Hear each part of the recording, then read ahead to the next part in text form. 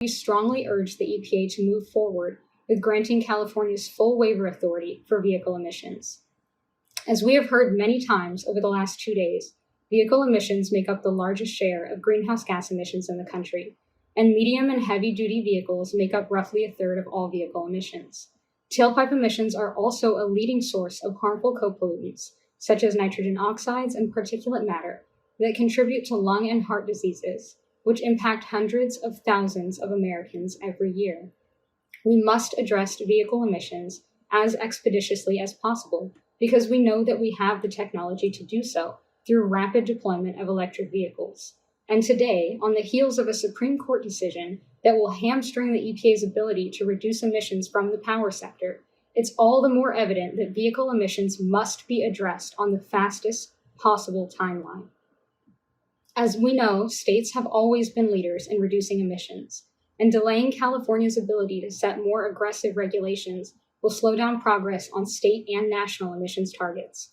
California is not alone in aspiring to set more ambitious vehicle emissions reduction targets. Currently, Massachusetts, New York, New Jersey, Oregon, and Washington have also committed to increasing the number of clean trucks on the road, and we know that other states will follow suit if given the opportunity. Limiting the opportunity to accelerate pollution reduction is antithetical to the expressed goals of this administration, and it puts climate targets at risk and expands the pollution that is already impacting our most vulnerable communities. We can't ignore the fact that denying California's Section 177 waiver will have a disproportionate impact on Black, Brown, Indigenous, and low-income communities, prolonging environmental injustices. Health impacts from heavy-duty vehicle emissions, such as the development and exacerbation of asthma and other lung and heart diseases, and even including premature death, fall most heavily on communities of color. These deaths, missed school days, and missed work days could be greatly reduced and even prevented by using viable, accessible zero-emissions vehicles. Denying this waiver and setting California and many other states' vehicle emissions reduction targets back, even by 2 years, is the perpetuation of climate injustice. I grew up in San Diego, which is a heavily trafficked city in the most polluted state in the country.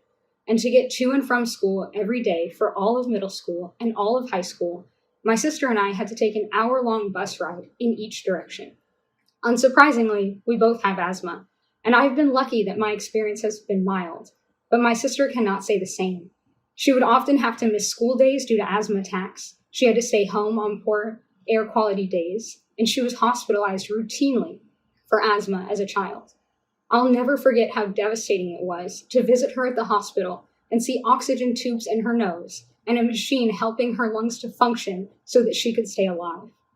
No child deserves to have this experience, and yet thousands of Americans suffer this way because of preventable vehicle pollution.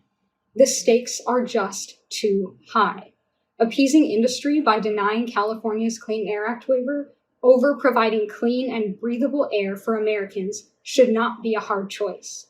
And yet here we are, urging you to do the right thing, urging you to do what every other Democratic administration in your position has done, approve California's vehicle emissions waiver in full. Thank you so much for your time and consideration of my comments today.